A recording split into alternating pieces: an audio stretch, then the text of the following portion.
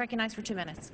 I thank the gentleman for yielding. Madam Chairman, Americans are awakening to the danger of a budget that spends too much and borrows too much and taxes too much because they know what that means. They know that you can't spend yourself rich. They know you can't have debt. And they know that you can't tax your way to prosperity. No nation in the world has ever spent and borrowed and taxed its way to economic health. But many nations have spent and borrowed and taxed their way to economic ruin and bankruptcy. If you all want to know where all of these policies are taking us, just look to my home state of California.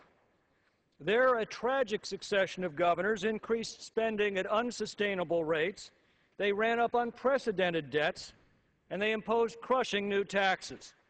And the result is that today runaway spending has impoverished our economy, interest costs are eating our budget alive, and our tax burden's producing one of the highest unemployment rates in the nation and the biggest outmigration of domestic population in our history.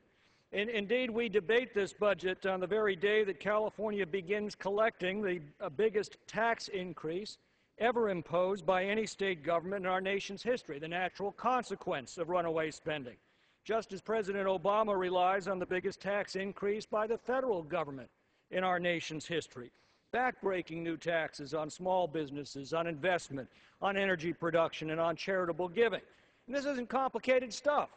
If you increase taxes on productivity, you get less productivity. If you increase taxes on energy production, you get less energy. If you increase taxes on charitable giving, you get less charity. If you increase taxes on investments, you get less job creation. Madam Chairman, I have watched too much spending and too much borrowing and too much taxing wreck my home state of California. I beg you, do not let those same policies ruin our country. Time has expired. Gentleman from Wisconsin. Yes, Madam Chair, I'd like to yield 2 minutes to the gentleman from Texas, Mr. Gentleman from Conaway. Texas is recognized for 2 minutes. Thank you, Madam Chairman. The Democratic